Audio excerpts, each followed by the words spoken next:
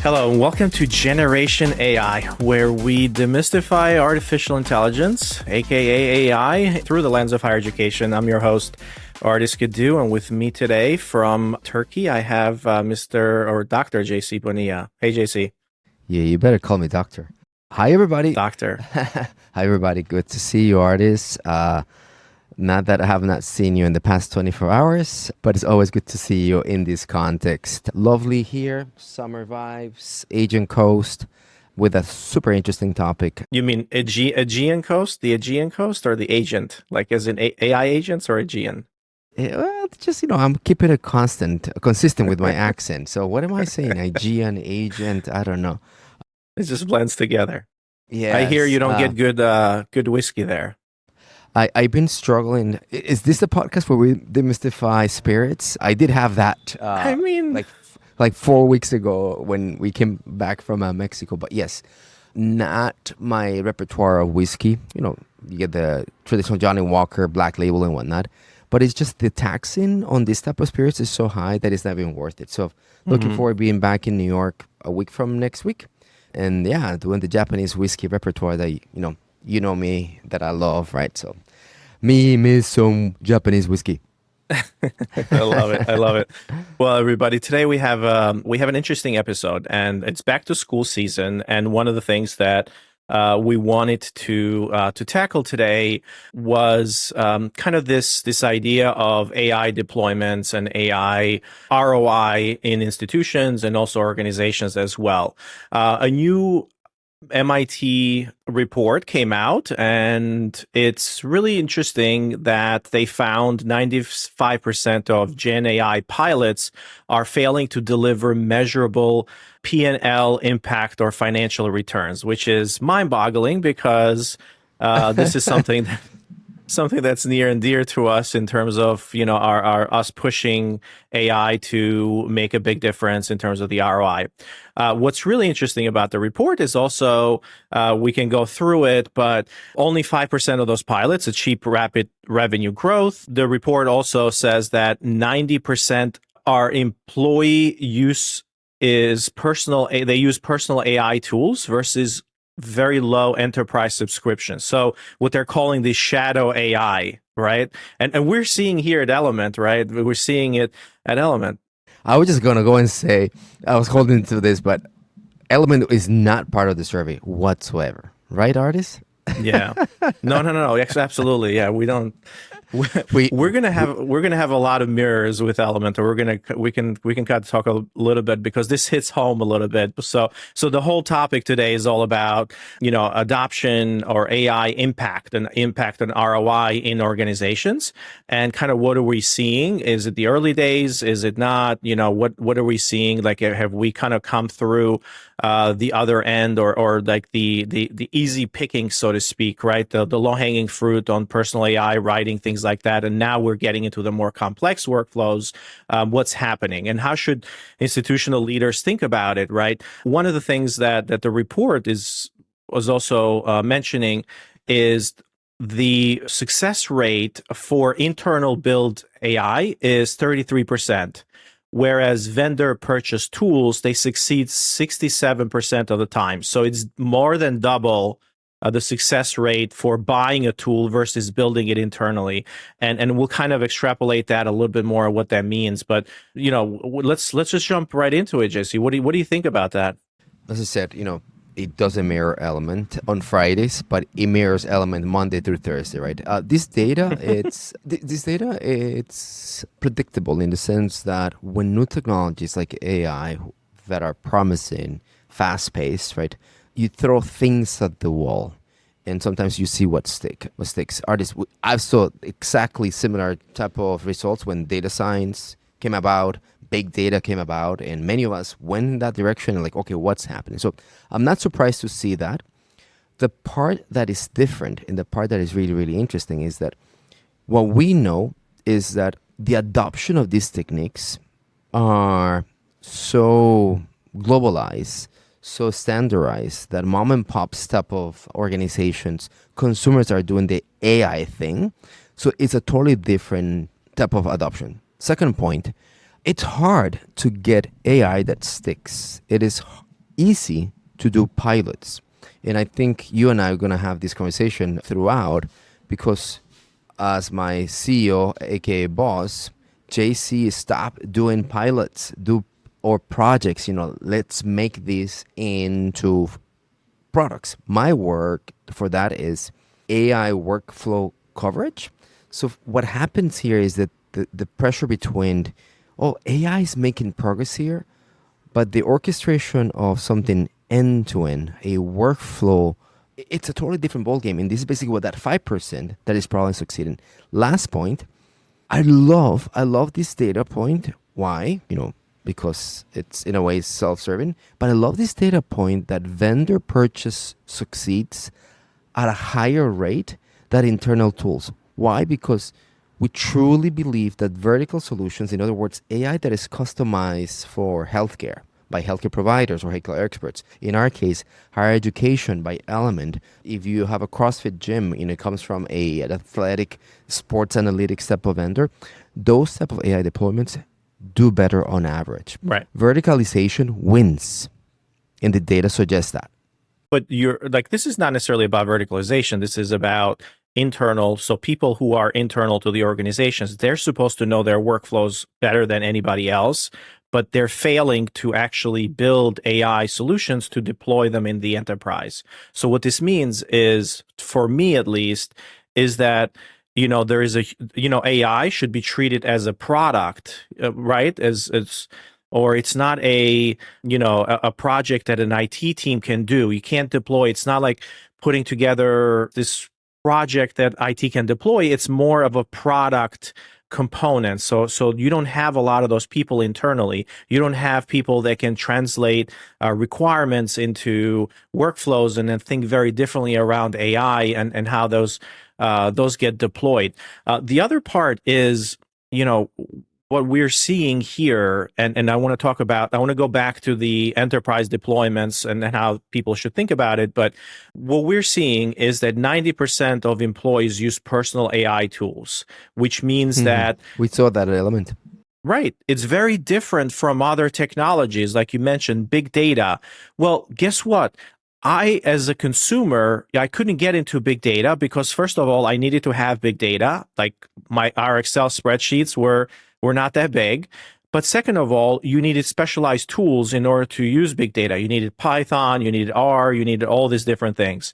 So the comparison is a little bit different because with AI, consumers came first. The consumer tools, ChatGPT became available for everybody first, which is the latest models and everything. So consumers starting to use it, and then they brought it to work and said, "Hey, I'm going to bring this thing." So it was a bottoms up, kind of adoption.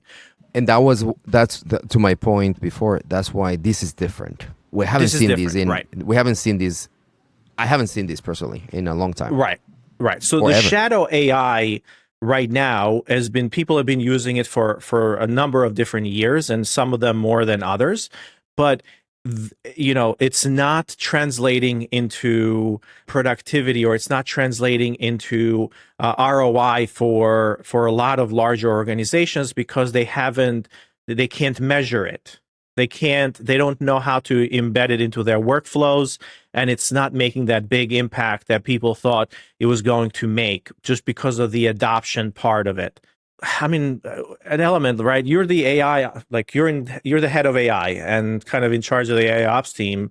Let's talk about like, what are we doing? Like, how are we thinking about it? So we are very close to these stats in that if I launched 10 different projects, right, 9 of them feel like POCs, side projects, if you will, where custom GPTs from someone's private account, it's running XYZ interesting things. There's no replicability, but it's moving the needle on one thing, but not the other. What is the one thing that is moving the needle, as I see it on Element?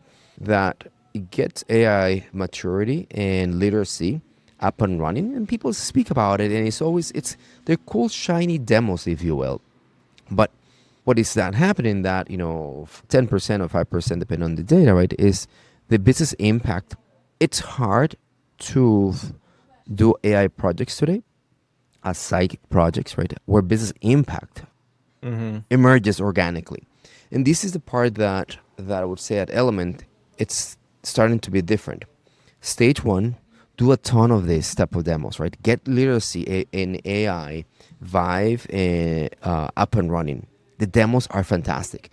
But there's a point of enough of this, let's start doing this ROI type of projects, but the business impact, the use case needs to lead, and then the AI solution comes in later. That bottom-up approach that you mentioned, which is how AI has become a consumer staple, it's what is dominating AI to the Element. And it's hard mental shift of this is what we're trying to change and the impact that we're trying to address and reverse engineer. The example that I will give that actually comes from you a few weeks ago when we were chatting is like, think about we hire 100 people just to solve a problem, right? And they solve the problem. How would they do it? And revert back on how AI can do that, right? And it's a really interesting approach of how, okay, this is the business impact I want to achieve. Throw everything that I have that is not AI, assume that you get done. Yeah, the old adage is like, don't automate, just do it with people first and then automate later, right? 100%, right? And so the measurement, it's a very classical problem of measurement, right? That these projects are launched without the key measurement of impact or how it gets shaped to the use case that drives the impact.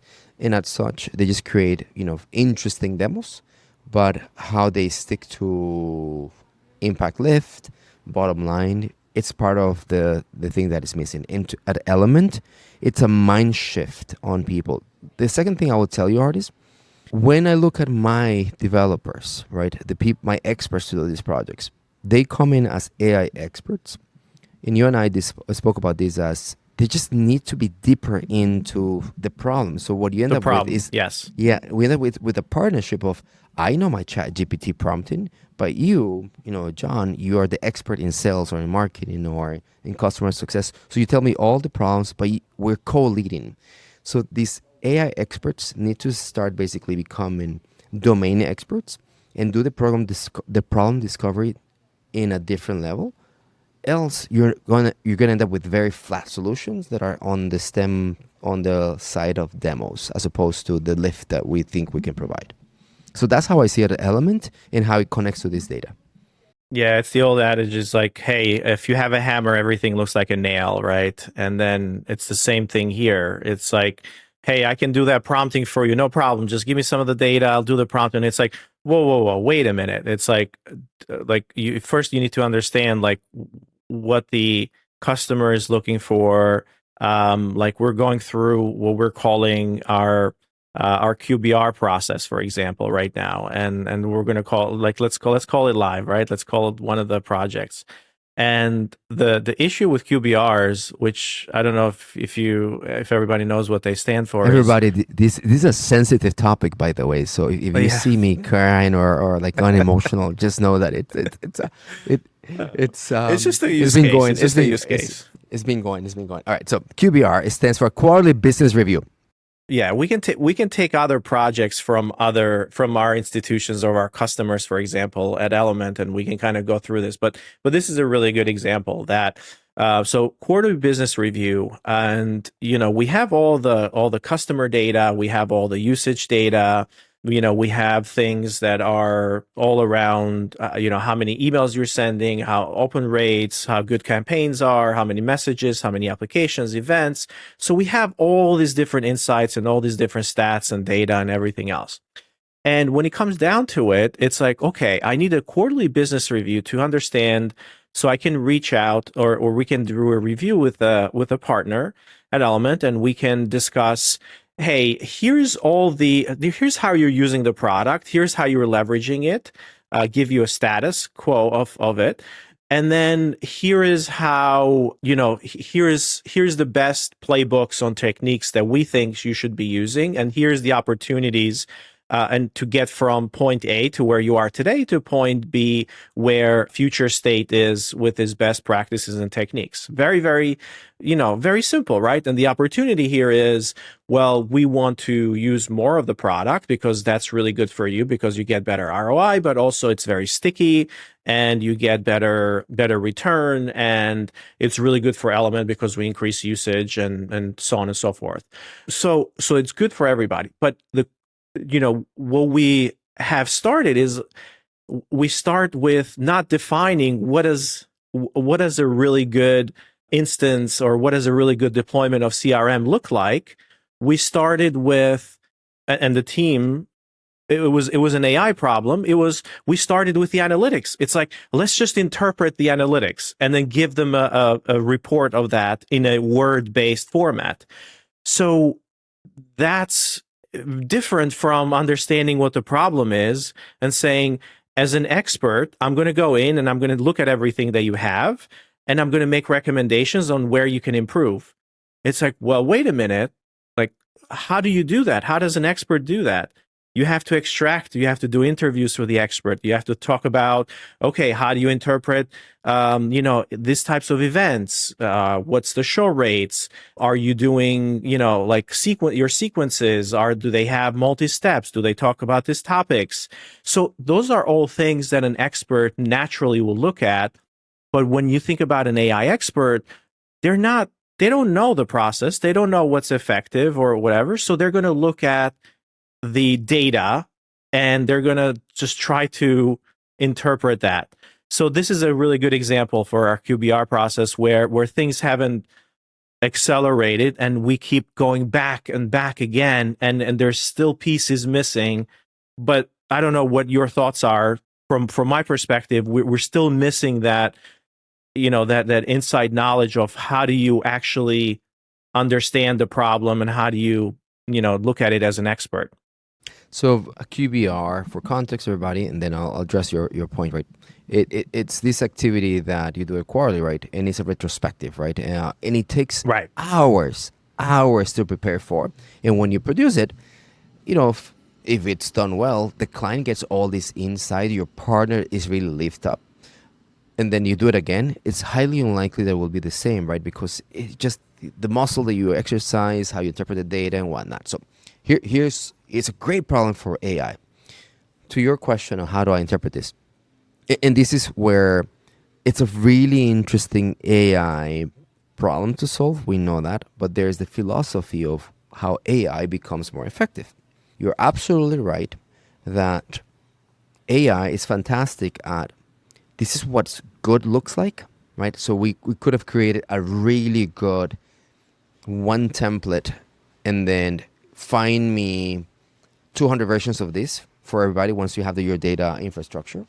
Or what you said is the data analytics point of view is we don't know what good is. So we basically start creating, and AI is really good at this as well, right? Look at all the patterns, look at all the connections, kind of signal 5-7 things that are interesting, and we'll take that into a type of report that could look really good and iterate, right? So there's a philosophy of I know what good is, and you let AI scale that, or you let AI find the patterns, find some of that metrics of success in a way, right? And then you iterate. Well, I could tell you the latter is not ideal. So like AI doesn't really find the patterns of success across. You really need the expertise to document the best practices or all of these things, and AI can replicate things especially generative AI and agentic AI. Like you need to bake in those things into these agents. That's why you said vertical agents and vertical AI is really good because you know what the verticalization, you know the workflow, and then you bake that in. Whereas if it's generic, it's like you can do anything, but somebody has to come in and configure and put the Lego bricks together to do the anything. So, the AI is not going to find the patterns, right? This is like old AI. We're talking about ML, where you look at signals and there's just not possible anymore, because these agentic systems are all about producing content and producing human intelligence work, right?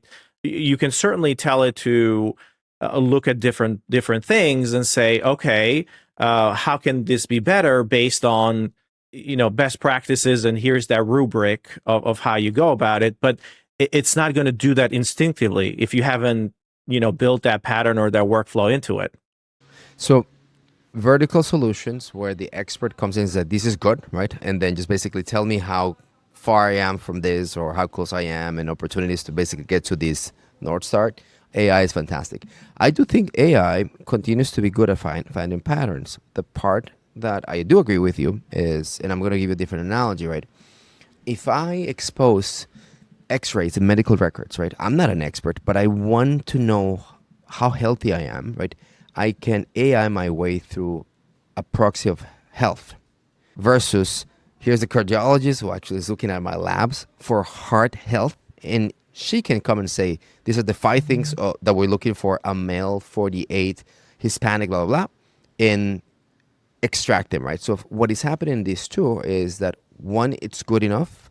The other one, it's expertise to the next level, knowing what good, really good means. And I think this is where vertical solution and your push has been. We just understand how AI can take us there because we understand North Stars. And to generalizing the conversation, I truly believe there's space for both of them. I believe that there's going to be solutions when we start thinking about AI projects that sometimes you, the user, you don't know exactly where you need to go, and AI can get you there. It's me evaluating my own labs versus what we just spoke on the QBR. The perfect way to QBR is understanding a rubric of success and running 300 and plus clients against a rubric of success and understanding the deltas, right? And what has happened in those two, it's the power of expertise, verticalization, versus the power of generalized knowledge. And I think AI and AI projects, depending on where you're at, could have impact in both of them. Right. And so taking this then to the areas where, like, what's been really successful for us, and the report actually says that the budgets are, that MIT report is saying that the budgets are going 50% plus, or over 50% of the budgets are on sales and marketing. But so people are saying, look, this should be really good for sales and marketing. Right? It's like AI, it's great for sales and marketing, producing content, all of these different things, which is amazing. And they're doing all these projects internally to do that, because you can wire some content together and you can do it, which is good. But the highest ROI is back office automation. Exactly. So hence, what you're seeing is that the marketing and sales AI tooling or the things that you're using, and in the case of higher education, that falls into you're writing emails so people are using ChatGPT, or they're using some kind of general assistant, because they're like, oh, I did this email so much better now that I did it yesterday. I did this thing so much better. Meanwhile, they're still spending 2 hours reviewing a transcript, or they're still spending like 10, 20 minutes or 10 minutes reviewing an application for fraud, or they're spending 2 hours reading an application, right?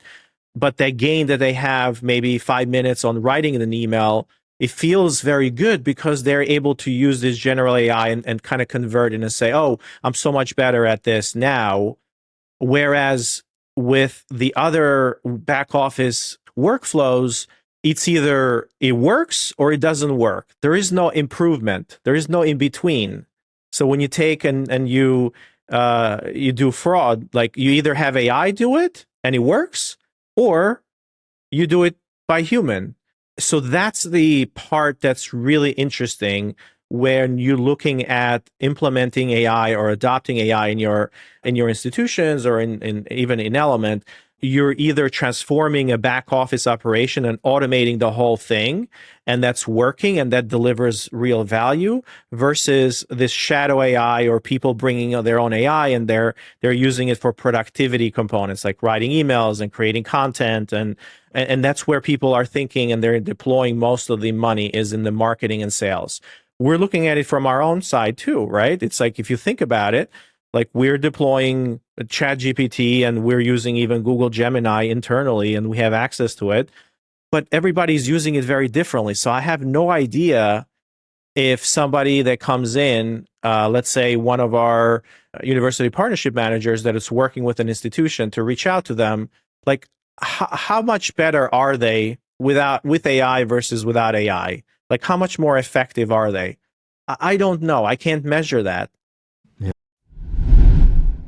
Personalizing student engagements is only possible when enrollment management and marketing communications are aligned.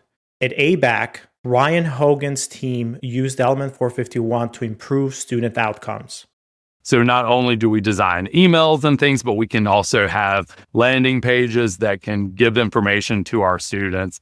And so it really brings the team together. So our enrollment staff is helping identify what the issue is, and then the marketing and communication staff can collaborate with them in Element to provide the solution for the problem we're trying to solve. Aligned teams create better experiences for students. Visit element451.com to learn how an AI-first student engagement platform fuels a smarter, more connected campus experience. So it's interesting. Like when people look at their counselors too, or when they look at the workflows that counselors are doing or marketing teams are doing on the institution side, it's the same exact thing. It's like, are they using AI to just write emails, or are they using AI to basically, let these agents handle the whole workflow? And that's where you see the differences in how schools are thinking about it.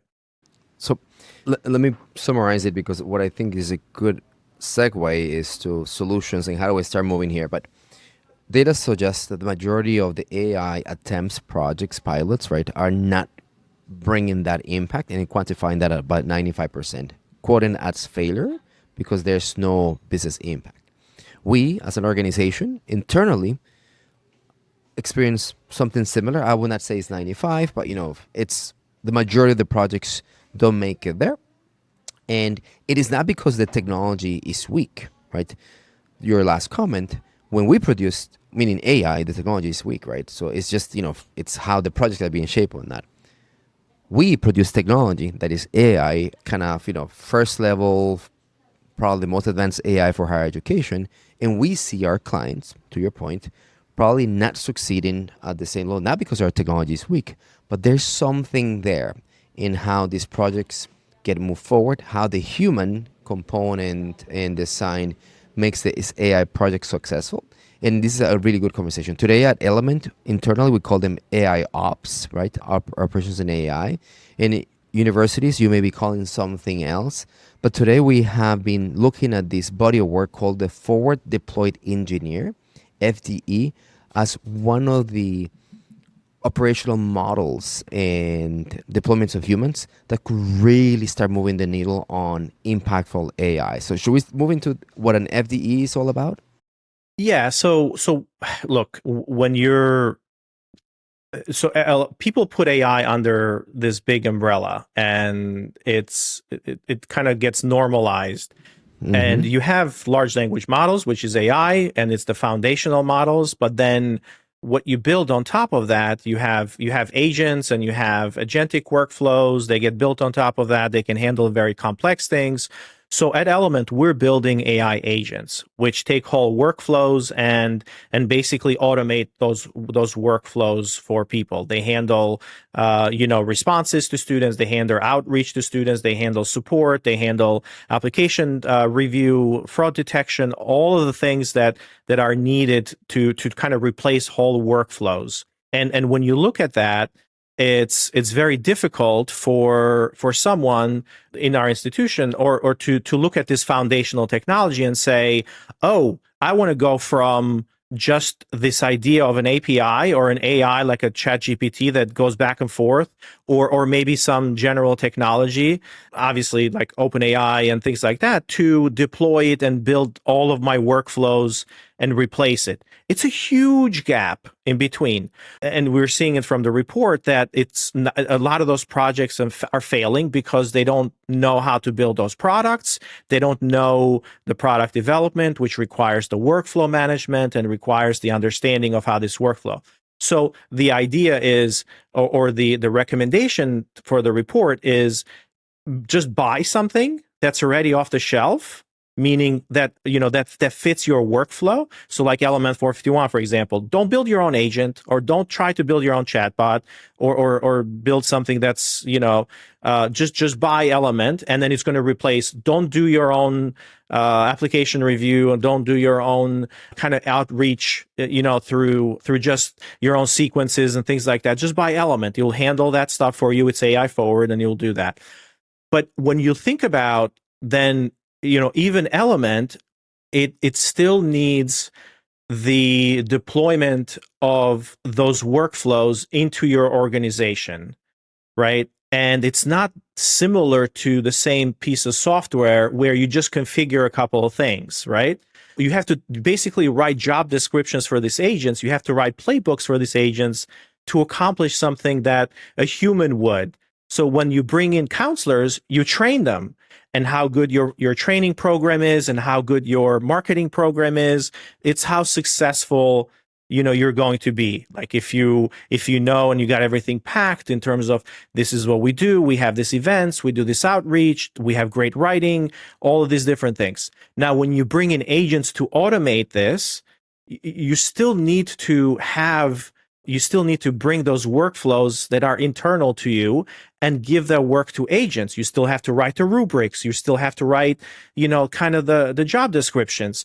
So this is where, but then if you're building even more things like with more generic solutions, like for example, Zapier or some of these platforms, or Lindy.ai, which are automation platforms, but you can build anything.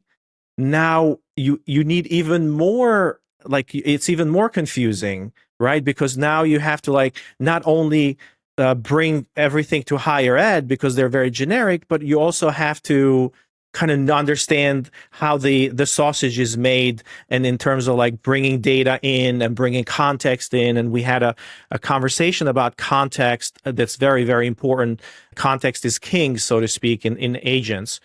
So then it becomes a huge gap. So this is where the consulting business, or consultants, or experts that we just talked about, right, in this job, become very, very popular. So experts that know your workflow and experts that understand the AI and technology can come in and now translate your process into this agentic workflows, and can translate a process and actually build them really, really quickly in the tool. So when we at Element, I mean, obviously this, right? But that's the framework that we're talking about here. It's this notion that you need an expert that understands your process, and the same expert understands the tools that you're using. So they're experts in those tools as well, or technology. Does that make sense? 100%. When I look at I really love the framing that you brought it up, and how these challenges, in a way, lead to a human function called the consultant. And that consultative type of behavior makes these projects succeed at a higher rate. Why are consultants successful? In a really crude way, consultants are fantastic at a soft landing between technology, people, and process. Let me remove technology here because that's what we're talking about. AI, agents, so the technology is here. And they will thrive, this technology thrives with context. And that context is the people and the process, right? So either asking the questions or understanding what the process is Ardis, many of our partners today, and I alluded to this in my team, right, as well. When we work with clients, our people don't even understand the process, right? They do it sometimes, but they just don't know how to articulate it. So it's a really interesting deployment of a human who's going to be able to have this. I just don't ship code, right, or bells and whistles of features. They ship outcomes, and these type of engineers, right, they're forward deployed. They bridge the distance between the technology and that context. Yeah. So what I want to say, so let's move on, because everybody understands consultants, right? You hire a marketing agency, or you hire, let's say, an EAB or an RNL or a Carnegie or whatever. They're coming in and say, hey, we're enrollment consultants, like we know, or enrollment specialists.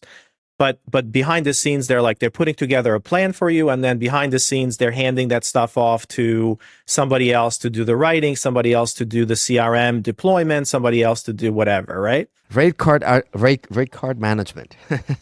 Right, exactly. So it's an agency model where they're doing all these things behind the scenes. And then you 5 weeks later, you get a report. It's like, is it working, not working? 5 weeks later. So like the iteration part is not there. What we're talking about is the consultant is, they're usually subject matter experts, but they're not technologists. They're not the people who are actually doing the work and deploying the technology and the AI. So in the AI world, you need somebody to be a specialist in the technology, and they're the ones who can work hand in hand with you. So you don't get the account managers, but you get the actual person who's hitting the buttons and clicking things and actually building the workflows and working embedded. It's embedded with the institution, or it's embedded in the organization. So those are called the forward deploy engineers, because they're technical people that understand the product, they understand the technology extremely well, and they're embedded, they're forward deployed in your organization. And they're building the workflows with you, and they're deploying the product, and they're very knowledgeable on how that technology works, and they're translating your requirements, and they're translating your business into this product. And the iteration process is very, very fast, because there's not a lot of layers in between. And this is a model that it's got, like, the naming has become very popular from Palantir. I don't know if you know Palantir, which is one of the big GovTech contractors. They've been, they deploy a lot of AI systems.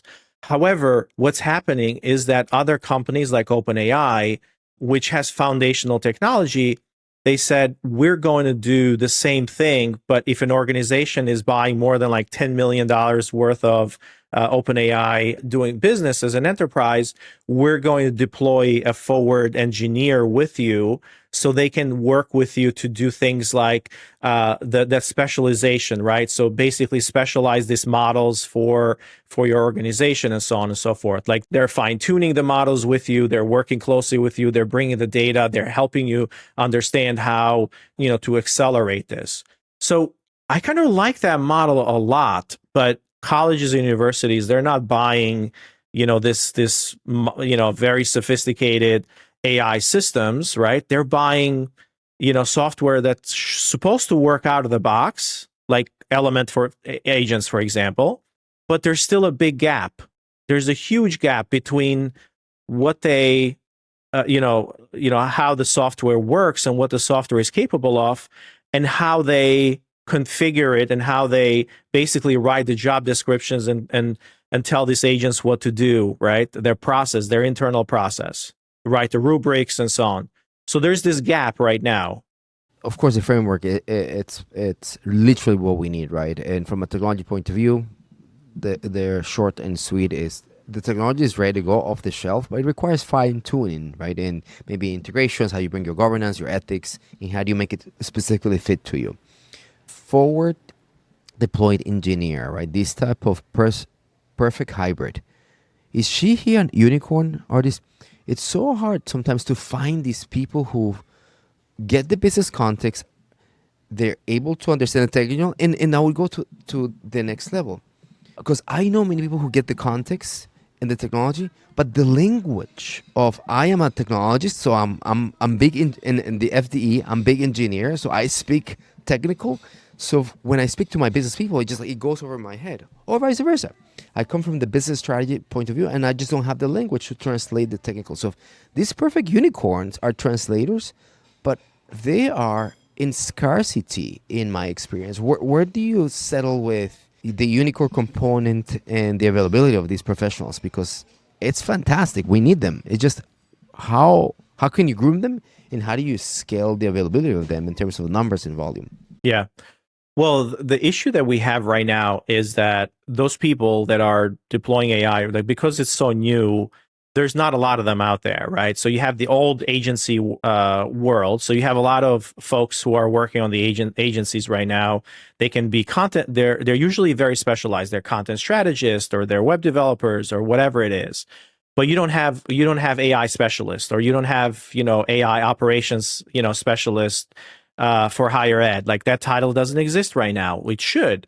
So we should really think about, or agencies or these consultants should really think about training those people internally to understand and to actually use the technology. So how can they be replicable, or how can they be, like, let's take Element, for example. The largest concentration of these people is probably in the companies that are building the AI itself. So because we understand the problem, because we're building the workflows, we understand, the technology, and then we understand how to deploy to you.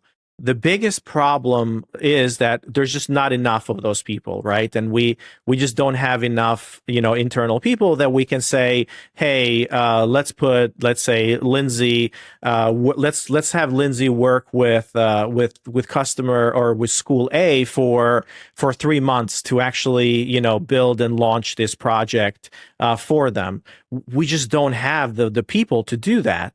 So we have to be very careful in how much time we dedicate and how we automate the deployment process, because we can get a school like from 0 to 100 in just a couple of months. We just don't have the team to dedicate fully to that customer. So what ends up happening is that the work is split between internal people and to Element, and then to the school. But there's a lot of places where the agencies and the consultants have a huge opportunity to come in and make a big impact now, because they need to change their business model. It's not about writing content or producing campaigns anymore. It's all about, how do you take internal processes and automate them with AI and build them into agentic AI. And that AI can be off the shelf, right? Like Element, for example, and bring all your platform in there. Or it can be maybe other automations that you need to attach next to it, right? You can build a few things with Zapier, for example, or you can use N8N to kind of connect some data sources for them. So those are the things that we need to evolve to. And my recommendation to colleges is, try to look for those innovative agencies or companies that are coming in and are doing this kind of work today, because they're going to get you so much more value than a big guy or who is kind of doing more of the same, right? And the pricing is pretty high. So that's kind of the recommendation here. The movement from AI maturity and AI literacy that thrives with demos and projects and prompts throughout, right? It's a top-down approach. So the first one is, AI has done wonderfully from a bottom-up. To succeed, start looking at this a top-down approach. Why? Because it needs to be resourced. This type of framework of bringing a consultancy, whether you call it a forward deployment engineer, whether you hired a consultancy who actually knows how to do that, whether you bring Element and we just do it, end to end for you, it requires a resourcing, right? So it's a really important component. So you're saying you can't just give it to Tom or Sally in IT and then they're going to figure it out. You can't do that. I at this moment, the time to value and the speed of iteration, it's so important. And what I put my money on is that Tom and I was Sally just being in IT, sarcastic, but yes, I don't Yeah, think you can yeah. do that. yeah, and Tom and Sally in IT are the best at IT, but IT finance, IT HR, IT enrollment management, and so on and so forth. We know how that's being played out, right? So look at the They don't know iteration and look IT and AI like that. exactly. That's Yeah, the part that yeah. that's the part, right? But then to that point, this is the part that I find really interesting. When you bring this resource and you start doing these projects, bring John and Sally, these IT experts who are AI savvy or interest, right? And have them hang out in the project. The work that happens in AI workflow automation, it's very contagious. By being around and seeing it, it's replicable to 80% and 90%, right? What I would say is top down, resource it, and make sure that your champions are part of the project so they can start basically doing some of these projects where the lift, it's easier, and you can start generating scale. Agreed. I think that's really good. And if you have an opportunity based on the success rates that we're seeing, do not build internally. The success rate is more than double if you buy rather than you build.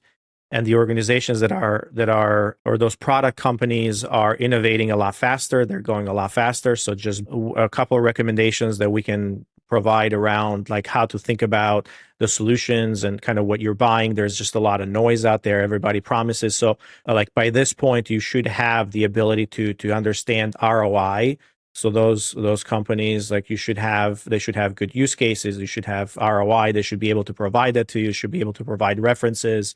And then they should be able to actually, test the product and look at it and play with it and feel it and touch it. So all of those things are available by now. So, and also look for something that a company that has a very deep understanding of the vertical, have been around in the space and understand kind of the workflows for that, and have been building those part of workflows and have a very rich data model as part of that. Because if we remember, AI needs a lot of context, a lot of data, and that's very, very important in that space. So we talked about today, don't feel like you're behind. A lot of folks are failing at these projects. They're failing to deliver ROI, but the learning is probably still there. So they're not completely wasted. It's just a matter of, how everybody's starting to think about AI as an impact to the bottom line of the ROI versus AI being more of a productivity booster, individual productivity booster. So that's still happening, but now you need to look at it more seriously and start thinking about enterprise deployments of AI. 100%. Ardis, that last point is so important. Everybody, as you listen to this conversation, know the motions that the battle of AI is in multiple fronts. And a front of prompting to win, right? It's important. But this conversation that has played out in the past 45 minutes, it's where the advanced use case of AI is moving. And when the metric is AI workflow coverage that moves ROI, we start looking at things differently. So this conversation is in a way advanced, and it starts taking someone who has had some maturity and success with POCs to the next level. So see it that way, for sure. Very good conversation, Mr. Kadiu. All right. I like it. Well, everybody, reach out to us, subscribe wherever you listen to this podcast, on Spotify, YouTube, Apple Podcasts. Give us 5 stars and just reach out and let us know if, what other topics you want us to cover, or give us your feedback overall. So we appreciate you all. Until next time. Generation AI is part of the Enrollify podcast network. If you like this podcast, chances are you're going to like other Enrollify shows too. Our podcast network is growing weekly, and we've got a wide range of marketing, enrollment, and higher ed technology shows that are jam-packed with stories, ideas, and frameworks, all designed to empower you to be a better higher ed professional. Enrollify is made possible by Element 451, the next generation AI student engagement platform. that's helping institutions all over the country create meaningful, personalized, and engaging connections with their prospects and students. Learn more at element451.com.